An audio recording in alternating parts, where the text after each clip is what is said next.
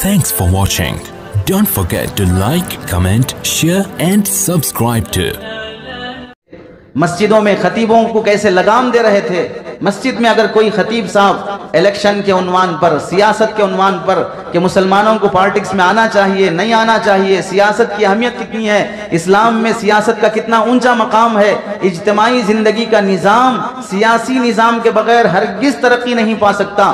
جو قوم چاہے وہ تہجد گزار ہو، صوم و صلاۃ کی پابند ہو، ان کی نگاہیں بدنگاہی نہ کرتی ہو اور حلال حرام کا لقمہ دیکھ دیکھ کر کھاتے ہوں، تقوی سے بھی اگر جیتے ہوں، لیکن اگر اس قوم میں سیاسی شعور نہیں ہوگا، وہ پالیٹکس میں آنے تیار نہیں ہے، وہ قوم دیکھتے دیکھتے اپنی آنکھوں کے سامنے جو تہجد پڑھنے والی تھی وہ فرض نماز پڑھنے سے بھی محروم ہو جائے گی. اسی واسطے افسوس سے کہنا پڑتا ہے، آزادی کے بعد سے لے کر اب تک اگر کوئی قوم سب سے زیادہ ذلیل، سب سے زیادہ حقیر، سب سے زیادہ نقصان اور سب سے زیادہ گھاٹے میں اگر رہی ہے تو صرف وہ مسلمان قوم ہے. ترقی کے جس معیار پر آزادی کے موقع پر مسلمان تھے، ان کا ہر دن تنزلی کی طرف گیا ہے.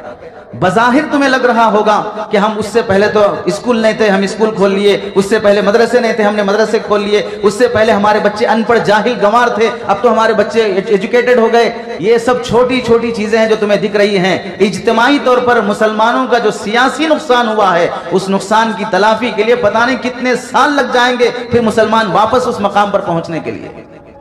مسلمانوں کی ووٹ کی حیثیت ختم ہو چکی ہے. اب ضرورت ہی محسوس نہیں کی جائے گی کہ تم ووٹ دو نہ دو. 70 سال تک ووٹ کا استعمال کیا جانے لگا. کبھی وہ پارٹی استعمال کرتی، کبھی یہ پارٹی استعمال کرتی، اور بڑے شریف بن کر دولہے کے دوستاں جیسے دعوت میں جاتے.